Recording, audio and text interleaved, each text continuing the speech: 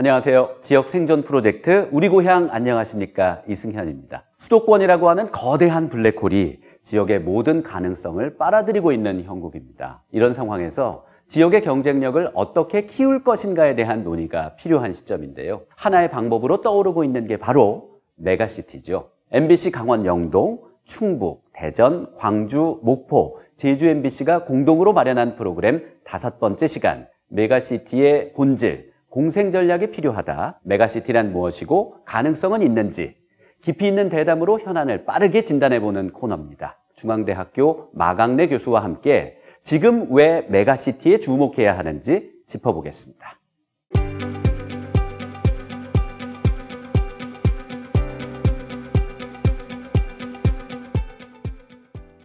제목은 제가 봐도 굉장히 자극적이에요. 근데 대부분의 출판사에서는 책 제목을 저자한테 이제 맡기지는 좀 않습니다. 저는 책 제목을 지방분권이 지방을 망친다라고 지었지만 강력한 분권론자입니다. 지방분권을 강력히 해야 되고 이게 지역을 활성화해야 되는 굉장히 중요한 그런 것들이다라고 생각을 하는데, 이 분권이라는 개념 자체가 굉장히 시장주의적 개념입니다. 중앙정부의 권한을 밑으로 내리는 개념이고요. 기초지자체들이 서로 경쟁을 통해서 경쟁력 있는 지자체가 더 발전하는 그런 개념이거든요.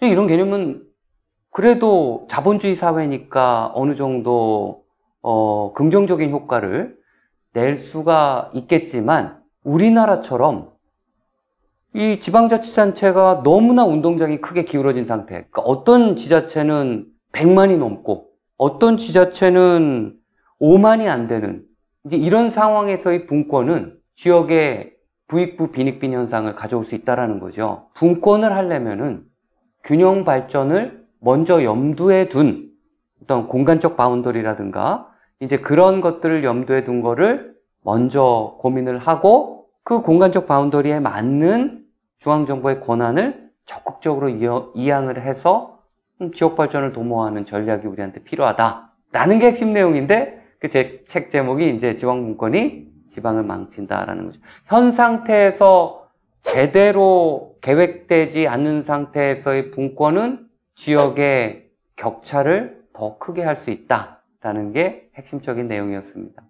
지역의 격차는 산업구조의 변화와 굉장히 긴밀한 관계가 있습니다. 우리가 4차 산업혁명 시대라고 얘기를 하는데, 청년들이 선호하는 첨단 산업들의 입지가 대도시, 그 다음에 대도시의 교통결절점 중심으로 빠르게 성장을 하고 있습니다. 실질적으로 일자리가 거기 생기다 보니까 청년 인구의 이동이 거기 있고요. 그 다음에 이런 첨단 일자리들은 청년 인구의 이런 여러 가지 아이디어, 이런 것들을 굉장히 필요로 하다 보니까 대도시만 성장하는 어떤 그런 효과가 있었던 거예요. 이런 상황 속에서 그럼 4차 산업혁명의 흐름은 우리나라에만 있는 게 아니지 않느냐, 해외에서도 이런 공간 격차가 점점 발생하고 있느냐, 그렇게 궁금해 하실 수도 있을 것 같아요. 맞습니다. 해외에서도 이런 4차 산업혁명의 흐름이 본격화된 2010년부터 대도시 집중 현상, 대도시로의 청년 인구 집중 현상이 굉장히 강하게 발생을 하고 있습니다. 하지만 우리나라 같은 경우에는 그 정도가 다른 나라보다 훨씬 심합니다. 우리는 고려시대부터 중앙 집권적 관습이 굉장히 강했고요.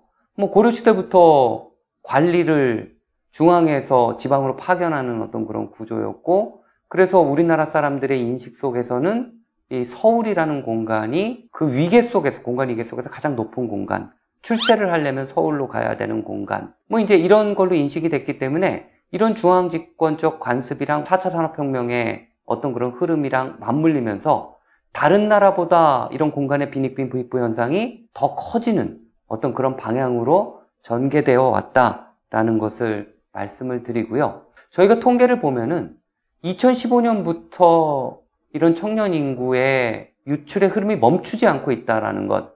지방광역시의 청년 인구를 100명으로 봤을 때 매해 1.5명 정도씩 지금 유출되고 있는 상황이고, 증가세가 더 커지고 있다라는 것.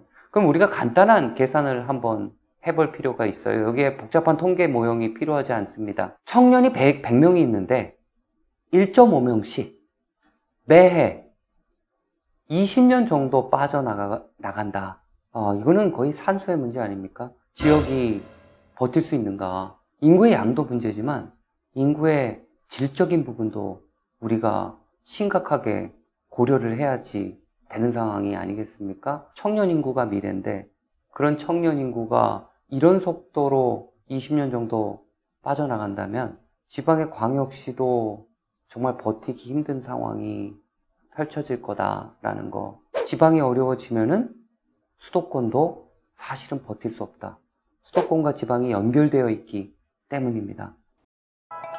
이거를 그대로 내비둔다라면은 아마 우리 블루마블 게임처럼 더 많이 가진 사람이 더 부자가 되고 그렇지 않은 사람들이 더 가난해지는 마태 효과가 나타날 수밖에 없어요.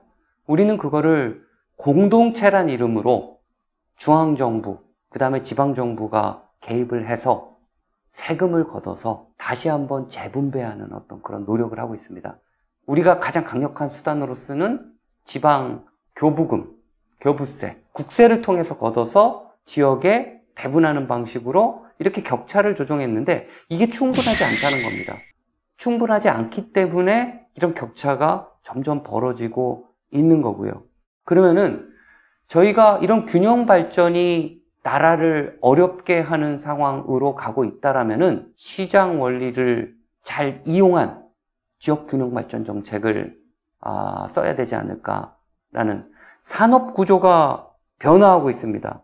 이런 서울과 같은 일자리가 생기는 공간, 이 산업 구조에 맞춰서 이런 공간을 지역에도 여러 곳, 최소한 두세 곳이라도 잘 구축해 낸다라면은 기본적으로 거기에 일자리가 생길 수 있는 어떤 그런 여건이 되고요. 청년들의 정주 환경도 좋게 좀 가꿀 수가 있고요. 그래서 이런 공간들을 지역과 잘 나누자라는 겁니다.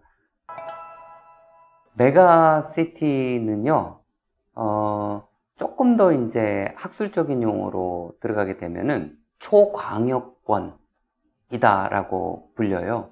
우리가 광역권이라고 부르면은 우리가 기초 지자체가 있지 않습니까? 시도 있고 군도 있지 않습니까? 요건 이제 기초 단위예요. 근데 기초 단위로만 도시계획을 할 수가 없어요. 기초 단위 사이에 도로가 지나가기도 하고요. 기초 지자체 내에서 소각장이라든가 화장장이라든가 이런 거 다 세울 수가 없어요. 우리나라는 226개의 기초 자치단체가 있는데요. 모든 걸 다 세울 수 없지 않습니까? 응급의료시설을 226개를 만들 수가 없는 거고요. 그 다음에 대형 백화점을 또 226개를 만들 수가 없는 거예요. 그렇기 때문에 기초 지자체 간의 어떤 그런 이렇게 연계가 된 시설들, 이런 광역시설들이라고 불리는데요. 기초 지자체 간의 어떤 같이 쓰는 인프라, 도로, 철도, 상하수도, 그 다음에 화장장, 소각장, 그 다음에 병원 등등 이런 것들이 굉장히 중요했는데 이제는 더 넓은 범위에서 교통통신의 발달 때문에 계획을 해야 되는 어떤 그런 상황이 발생을 하게 되는 거예요. 도시가 예전에는 요만한 수준에서 작동을 했는데 이제는 더 큰 수준에서 작동해야 되는, 주민들이 훨씬 더 좋은 서비스를 받을 수 있는, 그래야 기업들이 그런 공간에 입지할 수 있는 어떤 그런 상황이 발생을 한 거죠. 예전보다 공간적 차원에서 더 커졌다라는 의미에서 메가라는 단어가 붙었고요. 여러 도시들이 잘 연결된 초광역권, 기존의 하나의 도시처럼 작동하는 권역, 이제 이런 것들을 우리는 이제 메가시티다라고 이제 불리는 거죠. 저희가 한번 수도권을 한번 생각해 보시면 될 것 같아요. 굉장히 많은 기초지자체들이 있지 않습니까? 서울도 25개 구가 있고요. 그 다음에 경기도도 많은 지자체들이 있죠. 근데 서울, 경기, 인천은 하나의 통으로 묶인 원시티 개념이에요. 이거를 우리는 메가시티라고 불립니다. 근데 이런 수도권이란 공간에 청년 인구들이 계속적으로 집중을 하다 보니까 외곽의 개발을 많이 했잖아요. 그렇죠? 외곽의 개발을, 공동주택을 많이 졌어요. 그리고 광역교통망을 잘 깔았어요. 더 넓은 공간이 원시티 개념으로 슈퍼 메가시티로 이제 진화를 하고 있는 거예요. 이 중에서 대표적인 거 한번 말씀을 드려보면 GTX라는 광역급행철도라는 어떤 그런 교통수단이 있는데, 이 교통수단은 일반 지하철에 비해서 3배 정도 빠른 속도를 가지고 있습니다. 파주에서 서울역까지 20분, 송도에서 서울역까지 20분, 송도랑 서울역이랑 지금 엄청난 거리 아닙니까? 동탄에서 서울역까지 또 20분 정도가 걸립니다. 수도권의 거점이란 교통의 결절점은 엄청난 힘을 갖는 지역이 된 거예요. 2017년도, 그러니까 지금으로부터 몇 년 전이지 않습니까? 그때 지방도시 살생부라는 책을 썼죠. 핵심적인 내용이 수도권이 슈퍼 메가시티로 진화하고 있다. 지역이 협력해서 서로 연대해서 뭔가 광역도시계획 아니면 초광역 지역계획을 하지 않으면은 지역이 힘들어질 거다. 그래서 그거를 조금 대중적인 표현으로 서울의 대항마를 만들어야지 된다. 그 다음에 그 대항마는 거점 체계를 잘 갖춘 초광역권이 되어야 된다라고 주장을 했어요. 2017년 그 당시에 일부 그 학자들, 그 다음에 지역에 계시는 분들로부터 되게 큰 비난을 받는 상황이 있었습니다. 지금은 많은 사람들이 공감을 해주세요. 왜 그때 이런 얘기가 나올 수밖에 없었는지. 상황이 너무 어려워지니까 지금은 그래도 거점 중심으로 뭔가 미래를 도모할 수 있는 어떤 그런 전략을 짜고, 그 다음에 지역이 활성화될 때, 그런 거점이 활성화될 때 그 거점의 이익을 주변으로 잘 나누자라는, 그래서 이게 메가시티란 이름으로 굉장히 많이 논의가 되고 있고, 더 정치권에서도 이를 서포트하기 위한 움직임이 나와 있는 것 같아요. 그럼에도 불구하고 메가시티에 대한 여러 가지 이제 잘못된 믿음, 미신 이런 것들이 존재하는 것 같아요. 여기에 메가라는 말이 붙으니까, 아니 수도권에 버금가는, 수도권에 대응할 만한 어떤 그런 메가시티를 어떤 식으로 지역에 구축할 수 있을까? 이거는 정말 뜬구름 잡는 얘기다. 그런 게 절대 아닙니다. 메가시티라는 개념은요, 기존에 있는 거점을 강화해서 서로 연계해서 인프라를 쉐어하자라는 거예요. 공동사업을 하자라는 거예요. 그게 하나의 도시처럼 작동할 수 있도록 하는 거고요. 첫 번째요. 요거는 그렇게 알고 계셔야 될 것 같아요. 새로운 도시를 만드는 개념이 아니다라는 거. 두 번째는요, 이 메가시티가 중소도시와 농어촌을 잡아먹는 어떤 그런 도시 아니겠냐. 어떻게 대도시만 성장하느냐. 이런 개념이 아닙니다. 초광역권 내에는요, 대도시 거점이 있고요, 중소도시 거점이 있고, 농어촌 지역의 작은 거점이 있습니다. 농어촌 지역의 작은 거점에는요, 수요가 없기 때문에 병원이 들어갈 수가 없어요. 그래서 중소도시 거점에 병원을 만들 수밖에 없는 거예요. 그러면은 그 농어촌 거점은 중소도시 거점의 접근성을 강화해서 농어촌 거점에 계시는 분들이 중소도시에 있는 병원이라든가 백화점이라든가 이런 것들을, 그 다음에 좀 위계가 높은 문화시설이라든가 이런 것들을 이용할 수 있게 해야 되지 않습니까? 그렇기 때문에 거점 전략이 필요한 거예요. 그래서 이거는 농어촌을 잡아먹는 메가시티가 아니라 대도시, 중소도시, 농어촌이 서로 상생할 수 있게끔 하는 이 초광역권 내에서 이런 도시 전략이다라는 거예요. 메가시티는 대도시권만을 얘기하는 게 아니라 초광역권을 이야기하고 거기에는 다양한 거점이 있고 그 거점과 연계를 통해서 상생 발전을 깨하는 어떤 그런 전략이다. 저희가 메가시티의 궁극적인 목적은 광역적 협력 사업을 제대로 하는 겁니다. 지역이 발전하기 위해서는 철도, 도로 제대로 깔아야 됩니다. 이 지역의 역량을 강화할 수 있는 쪽으로 노선이 배정이 되어야 되는 거고요. 의료도 마찬가지입니다. 우리가 의료시설 하나가 있으려면은 그 배후에 수요가 충분히 존재해야 돼요. 그 배후에 수요가 충분히 존재하려면은 교통망으로 그 수요를 모아줘야 됩니다. 그 모아준 곳에 상급 의료시설이, 우리 종합병원 있잖아요. 닥터 헬기도 있고, 병상수도 많고, 응급의료센터도 있고, 이제 이런 곳들을 잘 설치할 수 있도록 하는 어떤 그런 조건들을 만들어 줘야 되지 않습니까? 교육도 마찬가지입니다. 지역에 있는 대학이 어려워지지 않습니까? 이 교육도 사실 대학들도 지역 간의 연계가 필요해요. 그 중에서 가장 중요한 것은 교통망의 확충입니다. 제가 그렇게 강조드리고 싶습니다. 제가 아까 말씀드린 것처럼 500만에서 800만 정도가 되면은 하나의 도시국가처럼 작동을 할 수 있는 어떤 그런 여건이 되는데요.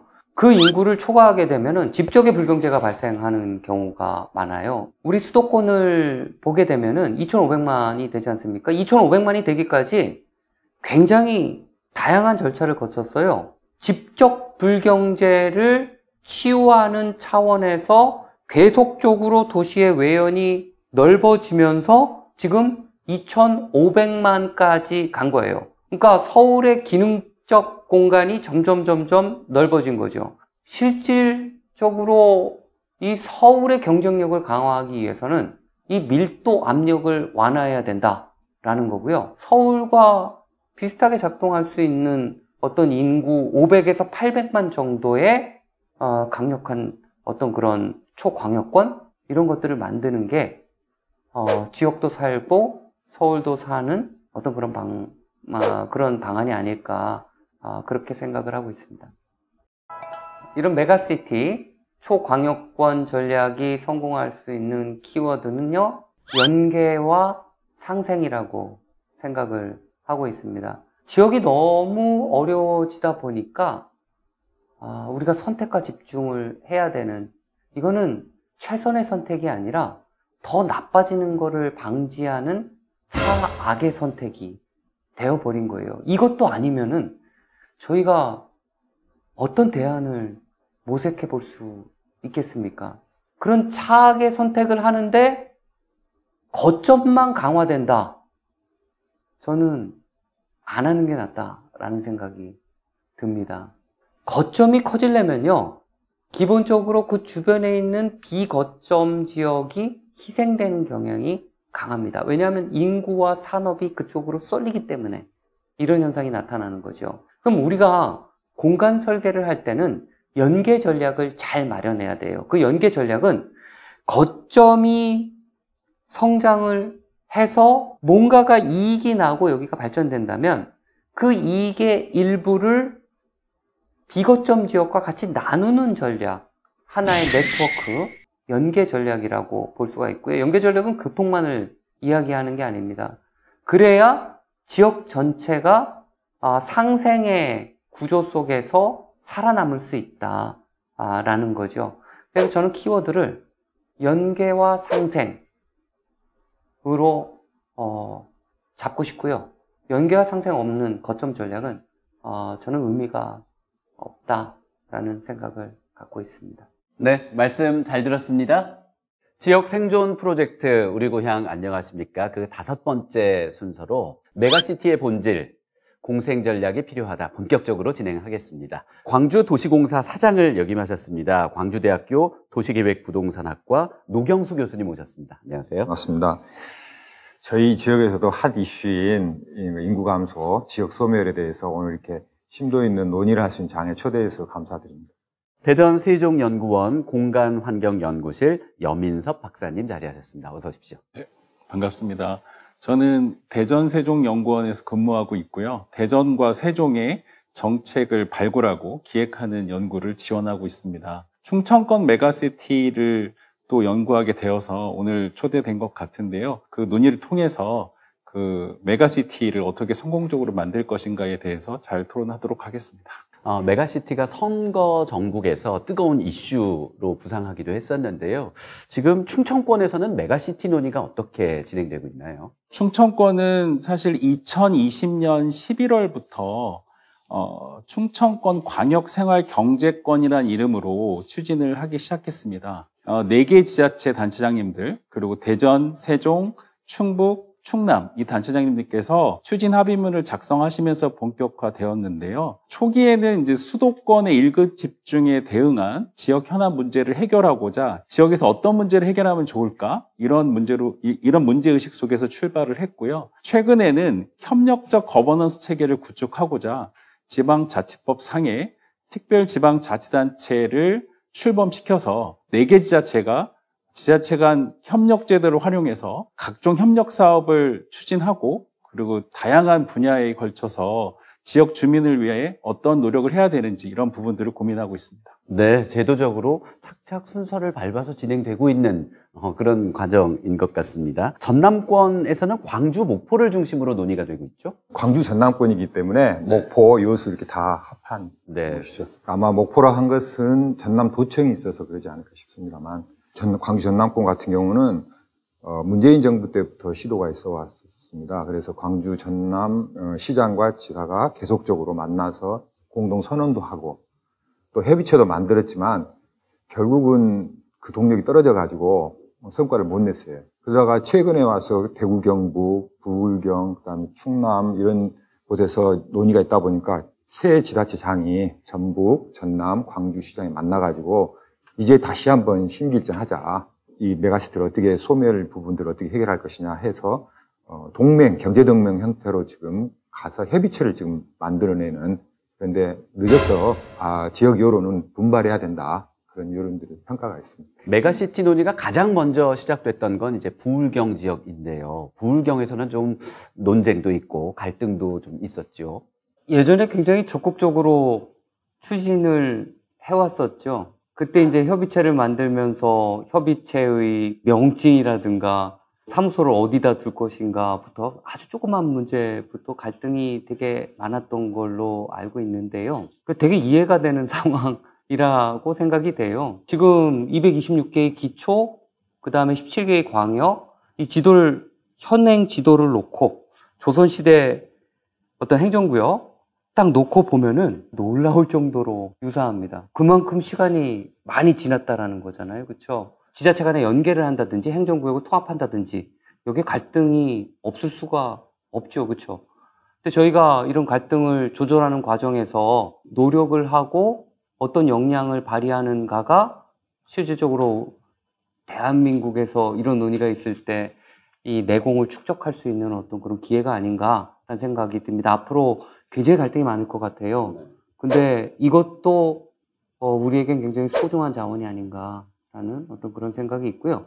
메가시티 이렇게 연계협력 통합 논의는요. 지금 이 상황에서 우리가 선택 대안으로 하나로 선택할 수 있는 건 아니다라는 생각이 들어요. 선택이 아닌 필수의 영역이 아닌가라는 생각이 들고요. 저희가 이걸 슬기롭게 좀 잘 조율하고 또 해결해 나가는 게 필요할 것 같다라는 생각이 듭니다. 네, 마강래 교수님께서는 이제 메가시티는 필수라고 이렇게 주장을 해 주셨는데요. 가장 중요한 건 정치권도, 행정도, 연구기관도 아니고 시민들일 것 같습니다. 지역의 시민의 목소리를 들어봤습니다. 메가시티가 지역 소멸의 대응 방안 중에 하나인데 메가시티에 대해서 어떻게 생각하세요? 굉장히 필요하다고 생각하죠. 왜냐하면 수도권에 집중되어 있는 관이라든가 아니면 여기 경제를 움직이는 여러 가지 요인들, 교육 요건 이런 것들이 수도권에 집중함으로 해서 지방이 소멸되는 위기에 봉착하게 되거든요. 그것을 지방으로 분산함으로써 또 지방에 단순하게 분산하는 게 아니고 그 지역의 특색에 맞게 개발을 함으로써 그 지역의 특색도 살고 그 지역에 특화된 걸 함으로써 수도권과 대견할 수 있는, 동등하게 경쟁할 수 있는 그런 시스템을 만들어주는 것 같아서 굉장히 좋은 정책이라고 생각하고 있습니다. 젊은 친구들 뭐 연극이나 영화 그런 거 보러 서울로 많이 가잖아. 근데 지방에서도 이제 그런 것이 쉽게 올 수 있는 그런 여건이 마련된다면은 굳이 뭐 서울 가서 살라고 하는 일이 뭐 적어지지 않을까 하는 그런 생각도 해요. 그래서 인구 유입도 될 수 있고, 그리고 또 지방의 장점이 인감이 있기 때문에 그 인감이 넘치는 세상에서 살고 싶지 누가 아무 받고 살고 싶은 사람은 없을 겁니다. 제 생각은. 메가시티 같은 굉장히 좀 다 같이 도시 간에 단합을 하는 그런 좋은 정책들이 많이 펼쳐지면은 그럼 이제 이런 횡할 농구장에 좀 아이들이 많아져서 농구할 사람이 많아지지 않을까, 좀 그런 기대를 하고 싶습니다. 마음이 합쳐져서 정부나 이 주민들 지방에서 합쳐진다고 하면 서로가 다 좋은데, 그게 사실은 말은 그렇게 얘기를 한다 하더라도 쉬운 일은 아니라고 생각을 하고 있습니다. 제 마음엔 개인적으로 생각할 적에는 좋은 일이라고 생각을 하는데, 그게 과연 마음의 모든 여러 가지가 서로 단합이 돼서 되느냐 안 되느냐, 이게 문제죠. 마음적으로는 하고 싶은 마음은 있으나. 네, 시민들의 다양한 목소리 들어봤습니다. 지역이 경쟁력을 갖추기 위해서 규모의 경제를 갖춰보자라는 게 이제 메가시티일 텐데요. 균형 발전의 큰 틀을 공유하는 거는 뭐 공통적인 것 같고요. 하지만 지역에 따라 온도차 그리고 속도 차이도 좀 있는 것 같습니다. 노경수 교수님, 그 인구 감소, 지역 소멸과 관련해서 이제 전라권에서는 어떻게 좀 진행이 되고 있는지 뭐 말씀해 주시죠. 이제 호남권이라고 해야 될 것 같은데요. 전라북도가 호남권에서 좀 이제 벗어나서 4+3이라 그래가지고 특별자치도가 됐어요, 올해. 그래서 항상 광주권에 대해서, 전남권에 대해서 피해의식이 좀 있었거든요. 자기 목숨 못 찾아간다. 그래서 이제 이탈한 그런 형태인데, 메가 단위로 가는 그런 기조에서 전라북도에서 상당히 지금 고민이 많은 것 같아요. 국가의 예산이 이 메가시티 쪽으로 흘러가면 독립돼 있는 데서는 못 받는 게 아니냐. 그렇다고 해서 다시 광주로 가다니 또 문제가 될 수 있을 것 같고. 그런 문제 하나 있고, 또 하나는 새만금 부분이 있는데, 새만금 부분은 메가시티라고 붙이긴 했어요. 근데 이건 새만금 메가시티는 아닌 것 같고, 광역시급 정도로 가보고 싶다. 100만 정도, 100만은 안 됩니다.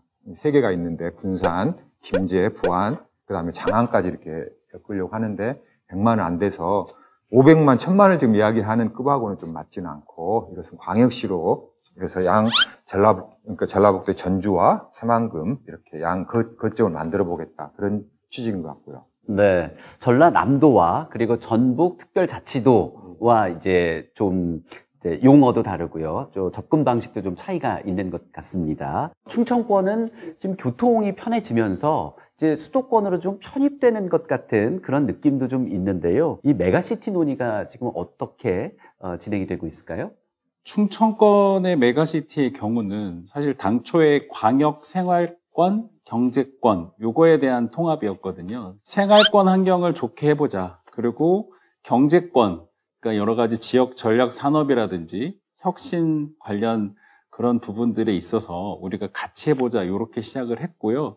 사실 충청권은 2015년부터 상생협의회라고 해서 그 지자체가 이제 매년 정기적으로 만나서 충청권에서 어떤 거를 지역 주민을 위해서 해야 돼? 뭐 이런 것들 해왔거든요. 거기에서는 뭐 교통 인프라도 있고 미세먼지 관리도 있고 그리고 뭐 산업단지 유치도 있고 뭐 여러 가지가 있었습니다. 그런 과정을 거쳐서 2020년도에 이제 본격적으로 이렇게 같이 규모의 경제를 만들어 보고 충청권이 한 550만 정도 되거든요. 그 전체 인구의 한 5분의 1 정도 되는데요. 그런데 충청권이 좀 자신감을 가졌던 이유는 그 지역 총 생산량이 그 인구 대비 조금 높다는 겁니다. 그러니까 그리고 인재들의 경우는 석박사 인력만 해도 한 15% 이상이 충청권에 그 거적이 있기 때문에 그런 부분들에 있어서 인구 대비 생산량도 높고 그 혁신 자원도 풍부하다. 그렇기 때문에 충청권이 뭉치면 잘할 수 있겠다. 그리고 충청권이 옛부터 연구 개발이라든지 과학 관련된 부분에 있어서 특화된 부분이 있었기 때문에 지금 4차 산업혁명 시대를 주도할 수 있는 저희의 바람은 그걸 선도하는 그리고 국가 균형 발전을 대표하는 그 메가시티 권역을 만들고자 하는 게 저희의 목표였습니다. 네, 좀 뭐 연민섭 박사님의 말씀 들어보면 지금 충청권은 지금 가장 빨리, 가장 체계적으로 수순을 밟아가고 있는 그런 느낌이 드는데요. 이제 이렇게 혁신이 일어나기 위해서는 그 공간에서 뭔가 필요한 요건들이 있겠죠. 노경수 교수님 또 연민섭 박사님 이야기를 들어보니까 이 지역에서의 필요성을 정말 되게 많이 느끼고 이렇게 움직임이 있는 것 같아요. 그러니까 말씀하신 내용 다 이제 공감을 하고요. 그러니까 이런 우리 지자체 간 연계 협력의 필요성의 본질은 뭐냐? 이게 청년 인구의 유출로 인한 어떤 지역 위기이지 않습니까? 그렇죠? 근데 청년 인구가 왜 유출하는가? 왜 유출되는가? 그러니까 자세히 보면은 그냥 일자리 문제인 것 같아요. 그러니까 산업은 바뀌고 이 바뀌는 과정에서 좋은 일자리는 수도권에만 생기고 그러면은 수도권에만 생기는데 지역에도 이거를 생기게 할 수 있어야 하지 않을까. 이게 아니면은 이런 그 빨림 현상, 그렇죠? 유출 현상 이거를 막기 좀 힘들지 않을까. 지역에서 이 메가시티 전략의 가장 큰 관건은 아까 이제 두 분께서 말씀해 주셨듯이 혁신성을 갖출 수 있는 어떤 그런 공간이지 않습니까? 근데 이제 우리 그 지역학에서는 그 혁신 공간의 특성을 딱 이렇게 정의를 하는 것 같아요. 첫 번째는 밀도가 높아야 된다라는 거예요. 그러니까 빽빽해야 된다라는 거예요. 두 번째는 다양성에 관련된 거예요. 그러니까 동일한 사람들이 모인 게 아니라 그냥 다양한 사람들이 어느 공간에 모여 있는, 다양한 사람들이 빽빽하게 모여 있는다 그래서 혁신이 발생하지는 않아요. 이분들이 수다를 떨어야지 되는 거죠. 다양한 사람들이 빽빽하게 모여갖고 수다를 떨 수 있는 공간, 혁신 공간이다라고 불리는데 이런 공간은 청년들이 선호하는 공간이죠. 샵이 모여있고 문화적 체험의 기회가 있고 이런 청년들이 그런 공간을 선호하고 그런 공간 속에서 여러 가지 체험을 하고 그 체험이 청년들의 내공이 되고 실력이 되고 그런 실력 있는 인재들을 찾아서 기업이 오는 구조, 이거를 공간 속에서 어떻게 만들 수 있느냐, 뭐 이런 것 같아요. 그래서 여기에 이제 학자들이 얘기하는 되게 이렇게 딱딱한 이야기들, 혁신성, R&D, 그 다음에 어떤 의미에서 직주락, 직장, 그 다음에 주거, 그 다음에 노는 거, 그 다음에 교육 기능의 융복합, 이제 이런 이야기들이 나오는 것 같고요. 저는 지역에서 이런 움직임이 있다라는 게 너무 바람직하고 희망이 보인다, 뭐 이제 이런 생각을 하고 있습니다. 네. 일단 일자리가 가장 중요할 거고요. 그래서 이제 생활 여건이 마련돼야 되고 경제성도 있어야 할 거고요. 거기에 또 이제 놀이까지도 마련이 돼야만 우리 청년 인구가 또 정주를 하고 머물 수 있을 텐데요. 이게 메가시티라는 개념이 해외에서 온 거잖아요. 그래서 해외에서 뭐 성공 사례도 있고 또 성과를 못 낸 경우도 있을 것 같은데 그런 해외 경우를 좀 소개를 해주신다면요. 미국 같은 경우에는 그 전에 리서치 트라이앵글도 이야기했었고 실리콘밸리도 얘기했고 거기는 글로벌 경쟁력 그런 형태로 이야기하고 있고 저희 지금 이야기는 이제 지역을 생존하는 전략으로 이야기하고 있는데 미국에서 최근에 바뀐 경향이 뭐냐면은 텍사스가 뜨고 있어요.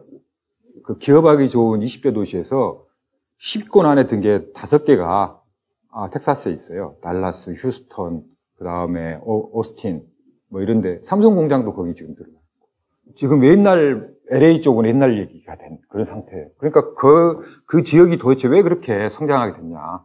세금 감면이랄지 우수한 인력이랄지 또 슬림하게 움직이는 인재들 뭐 이런 것들이 그 지역을 날씨는 좋지 않은데 덥고 그럼에도 불구하고 세계적인 떠오르는 곳으로 메가시티로 지금 성장하고 있는. 디트로이트 같은 데는 이제 자동차 공업이 지고, 근데 이제 텍사스 쪽으로 이동을 하고, 또 실리콘밸리에서도 또 첨단 산업이 또 텍사스로 또 간다는 건데, 거기에 대해서 좀 더 부연을 해주신다면요. 지금 말씀드린 대로 기업 유치, 일자리, 괜찮은 일자리, 그 다음에 인재 양성, 역량 강화. 세 번째는 문화, 여가, 교육 이런 부분들이 같이 엮여져 있는 지역이 뜨는 지역들이겠죠. 세제 혜택이라든지 친기업적인 정책. 텍사스의 성장을 유인했다는 이런 말씀이셨고요. 이제 미주 지역뿐 아니라 유럽에서는 어떤 사례가 있을까요?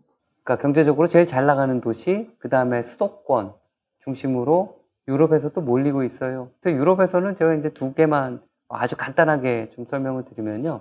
영국 같은 경우에는 런던권의 위세가 과거 어느 때보다도 강해지고 있어요. 그러다 보니까 런던권도 이제 통으로 그레이터 런던 지역이 이게 그러니까 대런던이죠. 이게 발전하고 있지 않습니까? 인구도 거기에 흡입이 되고 산업도 발전하고 지역에서는 빨간불이 켜진 거예요. 그 지역이 여기서 또 뭉쳐야 한다. 그래갖고 영국에서는 CA라고 해가지고 Combined Authority라고 불립니다. 그게 광역연합이라고 불립니다. 그러니까 지자체 핵심 도시를 중심으로 주변에 있는 지자체가 손을 잡은 거예요. 행정구역을 통합한 게 아니라. 그래서 여기서 협의체를 만들고 어떤 협의체는 시장도 뽑고 그리고 그 시장을 뽑은 다음에 이제 같이 공동의 일을 하는 거죠. 근데 그 협의체가 하는 일은 그러니까 옥상옥으로 이거를 다 통합해가지고 하는 게 아니라 광역 업무만을 이제 담당하게 하는 어떤 그런 조직을 만든 거죠. 가장 대표적인 게 우리 한국 분들이 제일 많이 알고 있는 그 맨체스터를 중심으로 이제 이 주변 지역과 연계해가지고 이런 광역연합을 만들어서 광역행정을 하는 거죠. 교통도 같이 생각하고 철도도 그다음에 산업단지를 어떻게 할지 등등 이제 이런 전략을 짜는 게 있고요. 이런 것들이 영국에는 한 10개 내외 정도의 CA가 생기고 있다라는 거. 프랑스도 마찬가지입니다. 메트로폴이라는 광역 이제 연계의 어떤 그런 지역이 자꾸 생기는 거예요. 프랑스에서는 파리권역이 이제 세지다 보니까. 근데 파리권역은 약간 좀 맥락이 다릅니다. 왜냐하면 그 도시계획 규제가 너무 강해서 그 문화유산 때문에. 그럼에도 불구하고 많이 선호하다 보니까 그 지역에서 위기의식을 느껴서 이제 이런 인프라를 공동으로 관리할 수 있는 메트로폴이라는 정책을 만들어서 이제 시행을 하고 있죠. 네, 유럽은 특히 뭐 영국, 프랑스도 그렇고요. 지방 분권 그리고 지역의 자치 이런 특수성이 있고 역사, 문화적 배경도 있어서 우리나라에 바로 적용하기에는 좀 무리가 좀 있을 것 같은데 가까운 일본의 사례를 우리는 많이 참고를 하잖아요. 일본에서는 어땠나요? 일본은 그 간사이 연합이 대표적입니다. 그러니까 간사이 광역연합 같은 경우는 사실 꽤 오래됐습니다. 1955년부터 그 2003년까지 우리가 주정부 차원의 그러니까 도주제라고 하는데요. 이런 걸 설치해야 돼. 우리가 동경하고 맞서서 우리의 원래 관서지방의 전통을 유지하기 위한 어떤 노력을 해야 될 것 같다. 그리고 연합제도도 창설하고 뭐 여러 가지 이제 경제연합 같은 것도 만들고 그랬거든요. 근데 이제 제가 간사이 연합을 가봤을 때도 한 12개 지자체가 모여 있는데 간사이 지역은 바다에 또 같이 이렇게 인접해 있는 그 도시들이 이렇게 연합체를 이루면서 산업 구조도 비슷한 것 같아요. 다만 이제 여기에 주변 지역의 효고현이라든지 도쿠시마현이나 도토리현 같이 좀 외곽 지역까지도 포함을 해서 뭐 오사카를 중심으로 해서 뭐 주인공이라기보다는 어떤 혁신을 선도하는 그룹들이 있고 그 주변 지역에서는 농촌 지역이지만 우리가 잘할 수 있는 것 그리고 어떻게 도시하고 어떻게 연결을 만들고 하는 것들 그리고 사실은 그 슈퍼메가 리전이라고 해서 간사이랑 또 나고야 지역하고 동경까지 이르는 신간센을 연결함으로써 타 광역권까지도 생각하는 뭐 이런 부분이 있거든요. 간사이 연합의 또 특징적인 것은 간사이 매력이라는 단어를 쓰거든요. 그러니까 우리 간사이 지방만의 매력, 교토나 나라 전통적으로 옛날 수도였던 지역을 포함하고 있기 때문에 과거부터 현재 그리고 미래를 담는 그런 매력을 한번 담아보자 뭐 이런 노력을 하고 있습니다. 그래서 간사이가 그런 측면에서 저희 성공적인 사례라고 소개시켜 드릴 수 있고요. 그리고 간사이 지역 안에서의 축제 같은 것도 주민 참여를 유도해서 지역 주민이 우리 지역에 사는 어떤 삶의 가치를 느끼게 해주면서도 글로벌 영역에서 우리가 이런 메가 이벤트, 큰 이벤트도 개최하고 전략 산업들을 잘 유치하고 있다. 이런 부분까지 지금 저희한테 알려주고 있습니다. 메가시티를 했을 때 이제 중심이 되는 부분이 있고 또 여기에 협조하는 뭐 양보와 타협, 역할 분담이 중요할 것 같은데 부울경의 경우에 이 부분에 대한 갈등이 가장 좀 컸었던 것 같습니다. 이런 갈등을 좀 완화하고 좀 타협을 이뤄내기 위해서는 글쎄요, 충청권과 부울경 지역 또 특수성이 있고 차이가 좀 있기는 할 텐데 충청권의 입장에서 봤을 때는 부울경 지역은 어떻게 좀 접근을 하면 좋겠다고 생각을 하시는지요? 부울경은 그래도 해안, 바닷가를 중심으로 무역항을 갖고 있고, 뭐 울산 같은 경우는 이제 대규모 산업단지도 갖추고 있고, 그 마산, 창원 뭐 이런 쪽에 같은 경우는 그 뭐 예전부터 수출 자유지대였기도 했고, 그 바닷가에 인접한 지역으로서의 장점을 좀 갖고 있는 것 같습니다. 그래서 이 부분이 이제 글로벌 경제권으로 나아가는데 많이 유리한 장점이 있기 때문에 이 부분들을 살리면서, 다만 그 북쪽 지역, 그러니까 여기서 이 바닷가에서 조금 소외됐다고 좀 먼 지역의 사람들을 위한, 혹은 그 구조 안에서 분업화된 그 기능 분담 체계랄까요? 이런 분들이 확실히 있어야 됩니다. 네, 충청권에서는 뭐 태안, 홍성 이런 지역의 특수성을 감안해서 좀 역할 분담이랄까요? 이런 양보와 타협이 잘 이루어지고 있는 건가요? 저희 같은 경우는 아무래도 우리나라가 경부 축에 많이 투자가 돼 있어서 경부선 철도나 호남선 철도가 지나가는 지역의 도시들의 인구가 되게 밀집이 되어 있습니다.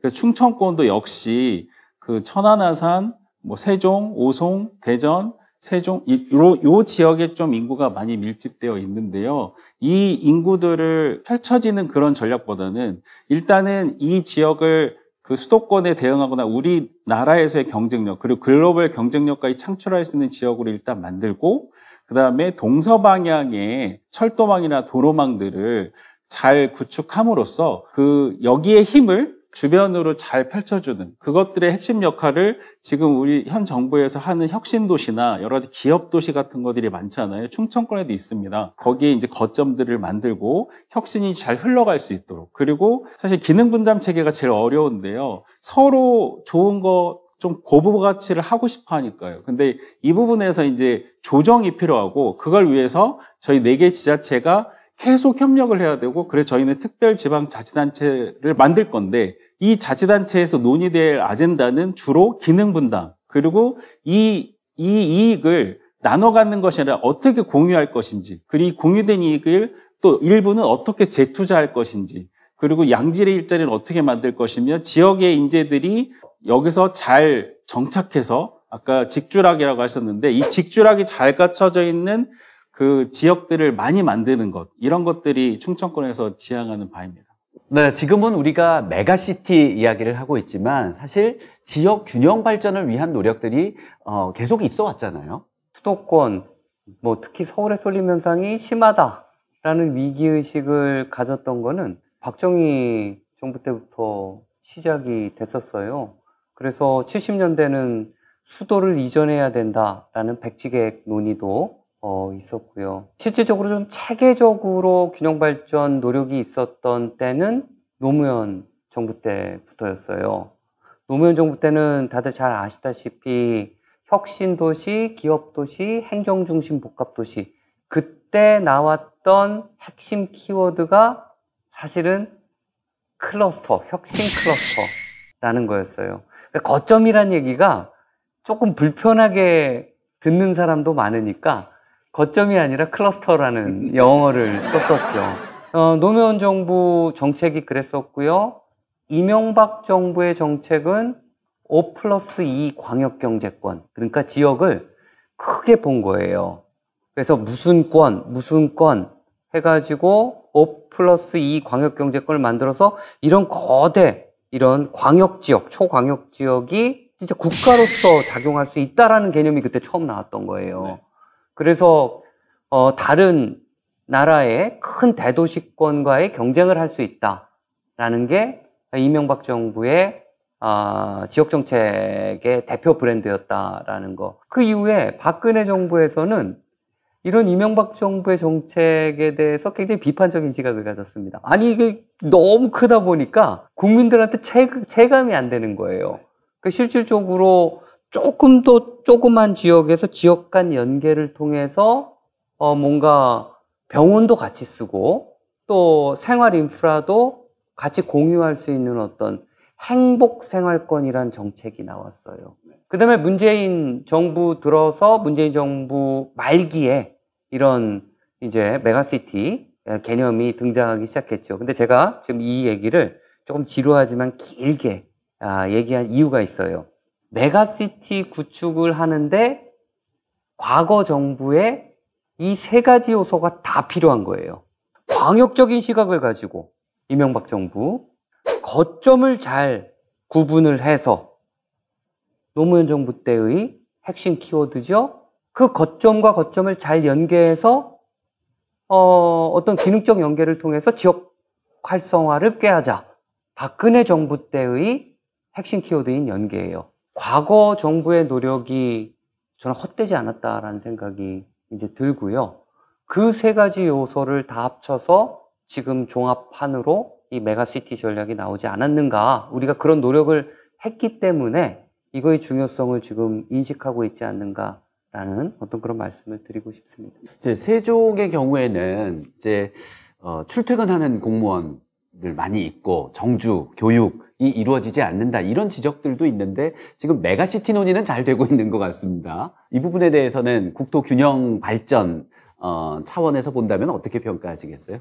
세종은 다 아시다시피 행정중심 복합도시로 만들어졌고 우리나라 국가균형 발전을 상징하는 도시죠. 국가행정의 중심 기능들이 많이 있어서 중앙행정기관이나 정부 출연 기관들이 많이 지금 몰려 있습니다. 말씀하셨다시피 주말에는 여기 이제 출퇴근 이제 수도권으로 다시 돌아가는 분들도 많고, 근데 지금 이제 10년이 넘은 지금 이 시점에서는 24년 6월 27일 인구가 39만 3,741명입니다. 제가 이거 한번 찍어봤는데요.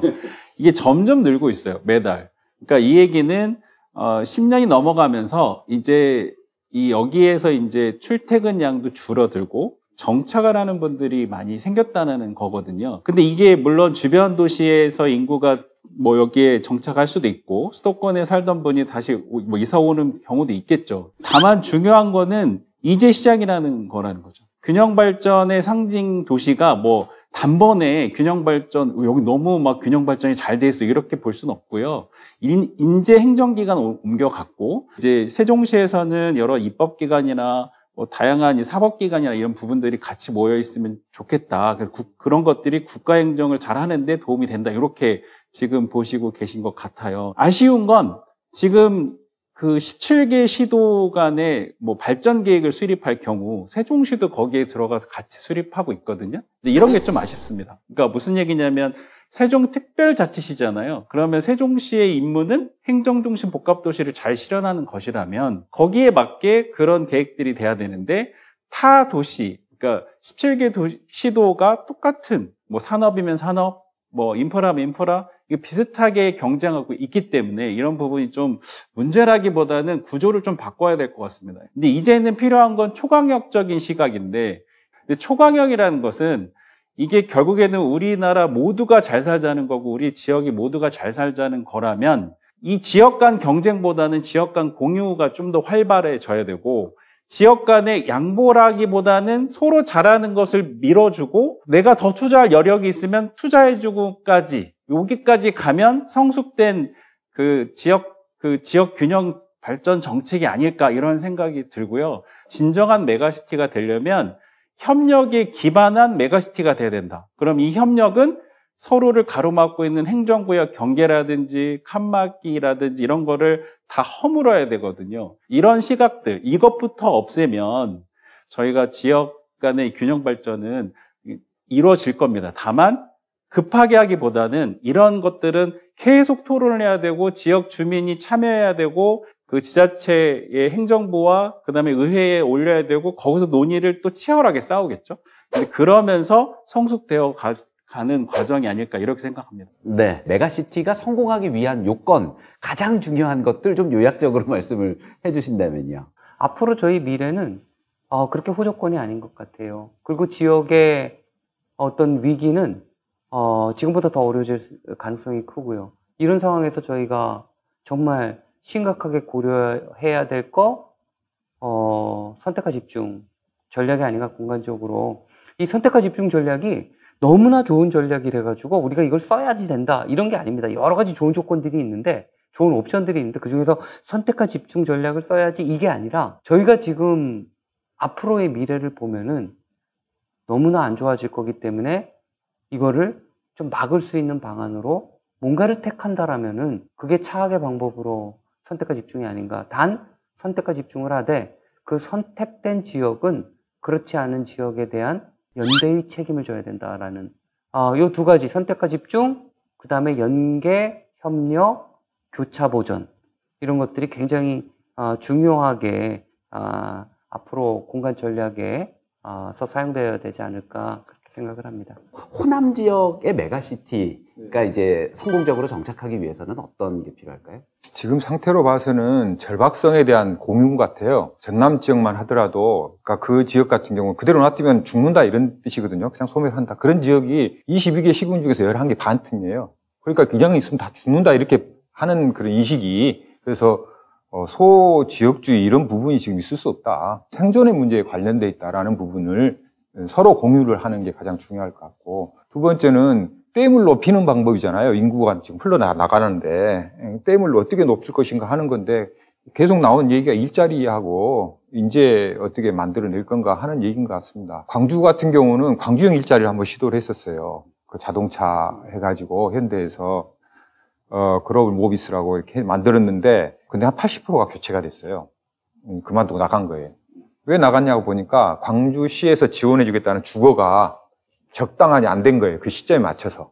그러니까 월급은 작고 적은 월급을 보존해주는 게 베니피셜한 부분을 문화여가비를 준다 할지 주거비를 낮춰준다 하는데 그것이 잘 공급이 안 된 거예요. 최근에 그것 때문에 다시 또 노조가 5년 동안 안 만들게 했는데 노조가 또 형성되기 시작하고 이런 부분이 지자체하고의 관계, 기업을 유치했는데 불구하고 좀 잘 안 빌려갈 수도 있고 그렇지 않습니까? 약속대로 안 되는 부분. 결국은 괜찮은 일자리를 어떻게 만들어낼 건가 하는 부분이 방울 어떻게 달 것인가 하고 마찬가지인 것 같습니다.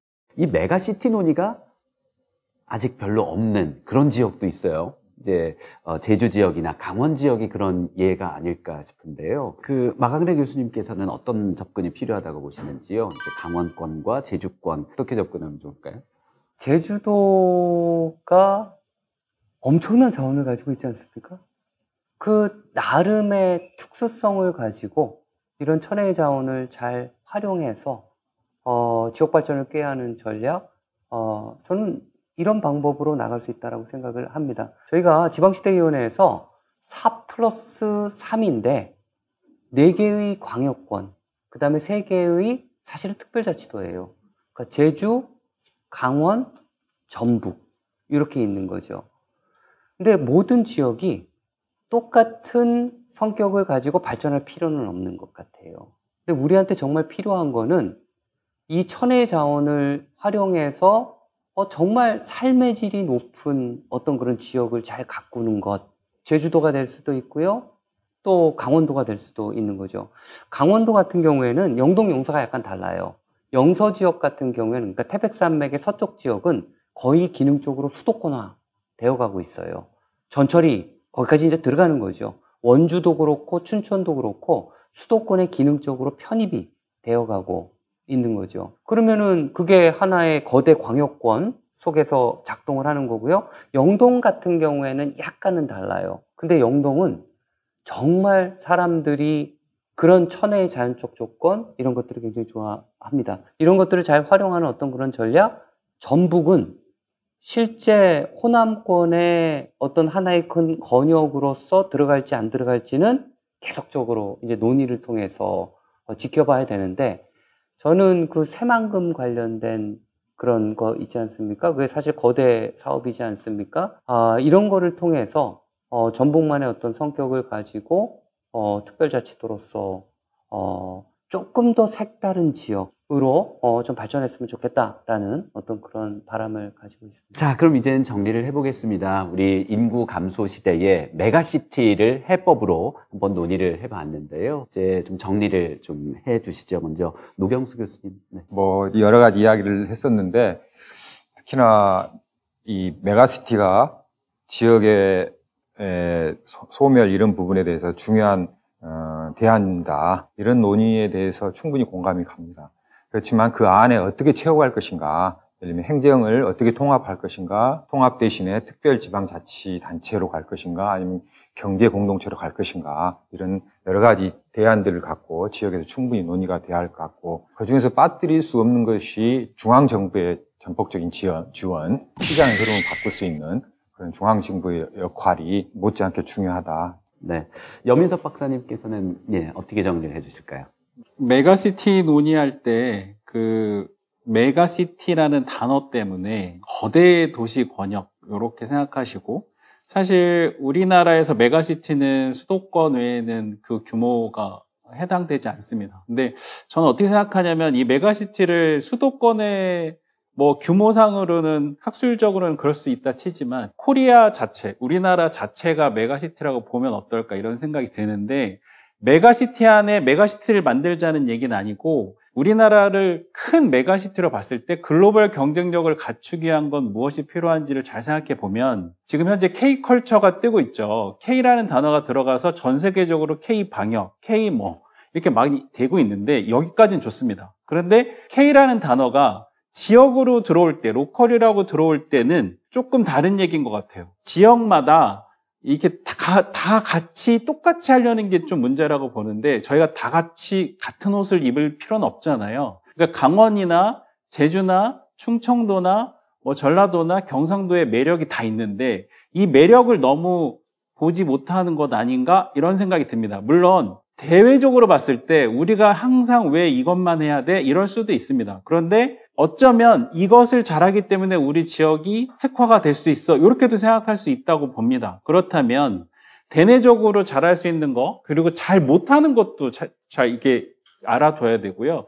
대외적으로 봤을 때 우리 지역을 어떻게 생각하지? 그럼 우리 지역이 뭐가 부족하고 이런 부분들에 대한 현재의 위치를 잘 파악하고 있어야 되고, 제 친구가 그럽니다. K컬처 유명한데 충청도 가면 무슨 컬처 있어? 이게 이제 제 외국 친구가 그런 얘기를 하는데 뭐라고 말하지? 그러니까 우리는 과학기술이 좋고 뭐 충청도에는 뭐 금강이 있고 뭐 이런 정도예요. 그랬을 때 이게 과연 문화로 승화되기까지는 아직은 조금 시간이 필요한 것 같아요. 충청도라면 충청도에 자부심이 있어야 돼요. 그러면 충청권 메가시티는 성공할 겁니다. 왜냐하면 특화된 전략이 분명히 생길 거니까.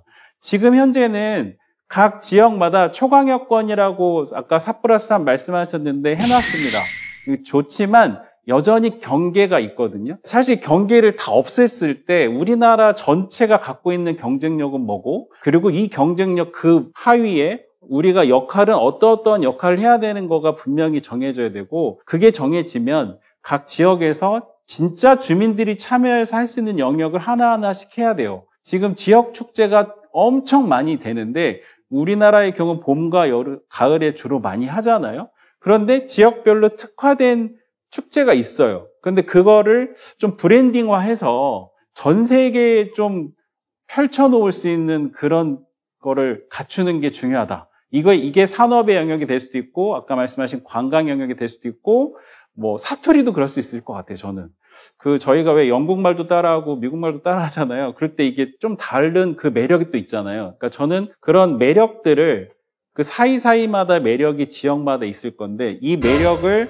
아직은 이 소중함을 잘 모르는 것 같아요. 그래서 이 부분을 빨리 찾아내서 잘 해내면 될 것 같고, 지금 수단은 많이 나와 있습니다. 저희 충청권이 지향한 특별지방자치단체라는 제도도 있고 행정통합이라는 제도도 있고 지역 간 협력 제도는 무수히 많습니다.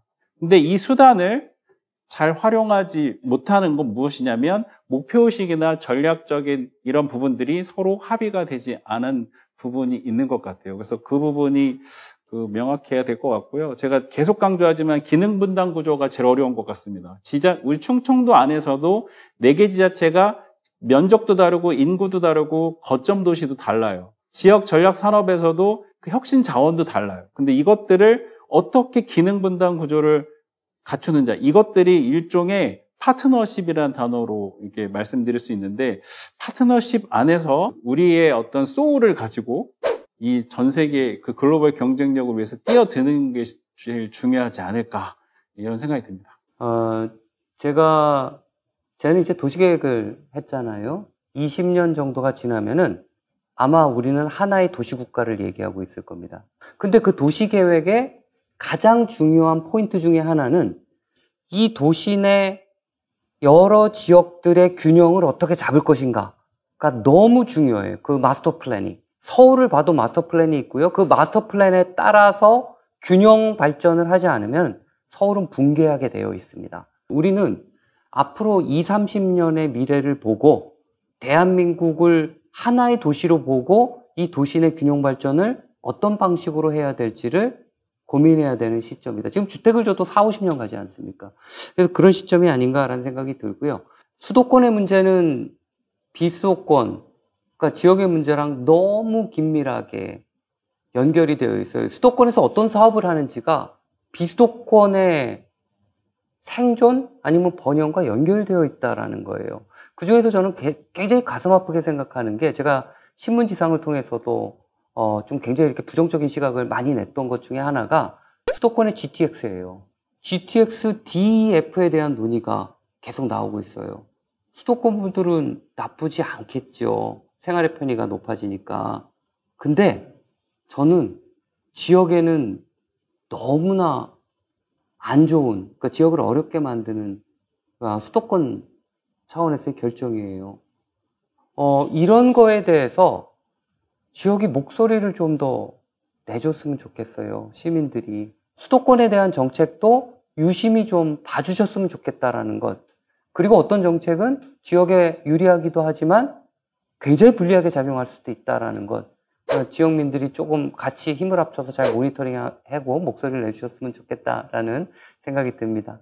네, 마강래 교수님께서 끝으로 인식의 전환까지 이렇게 던져주셨습니다. 어떤 화두가 돼서 계속해서 건강한 논의가 이루어져야 될 것 같습니다. 네, 오늘도 반가운 편지가 왔습니다. 행복 로컬을 이야기하는 분이죠. 서울시립대학교 정석 교수의 정쌤의 로컬에서 온 편지 함께 보시죠.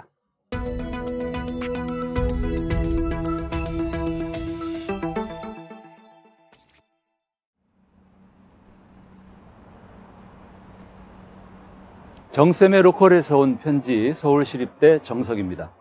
메가시티 논란이 뜨겁습니다. 메가시티에 관한 논의는 둘로 나뉩니다. 하나는 서울과 김포, 구리, 고양 등 주변 도시들을 합해 서울 메가시티를 만들자는 주장입니다. 서울 메가시티 주장은 시대착오적 발상이라고 저는 생각합니다. 지금 대한민국이 앓고 있는 많은 문제들의 근본 원인은 수도권 인구 집중에서 비롯됩니다. 수도권 인구 집중의 핵은 서울입니다. 1950년대 중반 서울 인구는 157만 명이었는데 15년 뒤 1970년에 500만을 넘겼고 다시 20년 뒤 1990년에 서울 인구는 1000만 명을 돌파했습니다.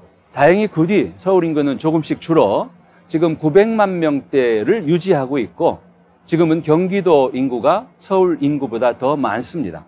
이런 상황에서 서울과 주변 도시들을 합쳐 메가시티를 만든다면 서울은 수도권의 강력한 핵이 되어 인구가 더욱 늘고 비수도권 인구까지 빨아들이는 블랙홀이 될 것입니다. 이런 이유로 저는 서울 메가시티 주장에 반대합니다. 또 하나의 메가시티 논란은 비수도권 메가시티에 관한 것입니다. 부산, 울산, 경남을 합친 부울경 메가시티, 대전, 세종, 충남북 메가시티, 광주, 전남 메가시티 등 여러 주장들이 제기되고 있습니다. 서울, 경기, 인천 수도권에 맞서려면 비수도권도 뭉쳐야 한다는 게 메가시티 주장의 배경입니다. 비수도권의 대도시와 주변 지역을 통합해 덩치를 키우고 경쟁력을 키우자는 주장입니다. 필요해 보이고 타당한 측면도 있지만 걱정되는 면도 많습니다. 첫째는 행정구역 통합에 많은 갈등이 뒤따르고 비용도 많이 들어간다는 점입니다. 많은 갈등을 겪으며 춘천시와 춘성군, 청주시와 청원군이 통합되었고 마산, 창원, 진해도 창원시로 통합되었죠. 그런데 이런 행정구역 통합이 이전에 비해 긍정적 효과를 가져왔다는 연구 결과는 별로 없습니다. 또 하나의 우려는 메가시티 통합 뒤에 대도시로의 쏠림이 더 강화될 수 있다는 점입니다. 정책과 정책을 시행하기 위한 실현 수단은 구분해서 봐야 합니다. 어떤 정책을 시행하는 수단에는 여러 대안들이 있으므로 다양한 대안들을 비교 검토하고 그 중에서 가장 좋은 대안을 찾아야 합니다. 메가시티는 국가 균형 발전이라는 정책을 시행하는 하나의 실현 수단입니다. 이것만이 유일한 수단이라면 모를까? 그게 아니라면 다른 해법들도 찾아보고 최상의 대안을 선택해야 합니다. 첫 번째 편지에서 저는 노무현 정부가 공공기관을 지방에 이전한 정책은 옳았지만 그 실현 수단으로 비수도권 지역의 혁신도시, 기업도시 같은 신도시 20여 곳을 동시다발적으로 건설한 게 실책이었다고 지적한 바 있습니다. 공공기관을 지방에 이전하는 방법에는 신도시 건설 외에 다른 대안도 있었습니다. 텅텅 비어있는 지방도시 원도심으로 이전했다면 기반시설이 두루 갖추어진 곳에서 공무원들이 초기에 불편 없이 일할 수 있었을 것입니다. 전국적으로 동시에 풀린 엄청난 금액의 토지 수용 보상금이 부동산 투기에 몰려 가격을 끌어올리는 일도 막을 수 있었을 것입니다. 공공기관이라는 새로운 피를 수혈받은 기존 도시들의 도시 재생에도 큰 힘이 되어주었을 것입니다. 비수도권 지역을 살리는 방법으로 메가시티 말고도 다른 대안이 있습니다. 소도시 연합입니다. 행정구역을 통합하지 않고 유지하되 서로 연결하고 연합해 하나의 생활권, 하나의 경제권을 만드는 것입니다. 가장 우선적으로 대중교통 연결부터 시작해야 합니다. 지난번 편지에서 말씀드렸던 지리산 BRT, 전북 BRT처럼 인접한 시군을 자가용보다 빨리 오갈 수 있는 지역 간 대중교통을 혁신해야 합니다. 비수도권 소도시들의 문제는 수도권의 사람과 에너지를 다 뺏기고 인근 소도시끼리 서로 뺏고 뺏기는 제로섬 게임을 하는 데 있습니다. 소도시연합은 이런 판을 근본적으로 바꾸자는 것입니다. 서로 연결하고 연대해서 하나의 도시처럼 서로가 가진 장점을 공유하고 단점을 보완하는 상생협력의 윈윈 게임으로 전환하자는 것입니다. 심각한 불균형 문제를 앓고 있는 대한민국을 치유하는 방법으로 많은 대안들이 있을 겁니다. 메가시티가 하나의 해법이 될 수도 있겠지만 메가시티보다 더 좋은 해법이 있다면 함께 생각해 봐야 합니다. 메가시티가 좋은 해법일지 소도시 연합이 좋은 해법일지 한번 생각해 보시기 바랍니다. 정쌤의 로컬에서 온 5번째 편지였습니다. 네, 메가시티에 대한 논의가 뜨겁습니다. 가장 중요한 것은 어느 누구도 소외되지 않고 공생과 상생의 노력을 하는 것이 아닐까 생각해 봅니다. 네, 지역 MBC 6개사가 함께한 지역 생존 프로젝트 우리 고향 안녕하십니까? 오늘 이 시간은 여기서 마무리하고요. 다음 시간 예고하겠습니다. 다음 시간에는 인구 소멸의 위기, 이민 정책도 대안이다 라는 주제로 다시 찾아뵙겠습니다. 함께해 주신 여러분 고맙습니다.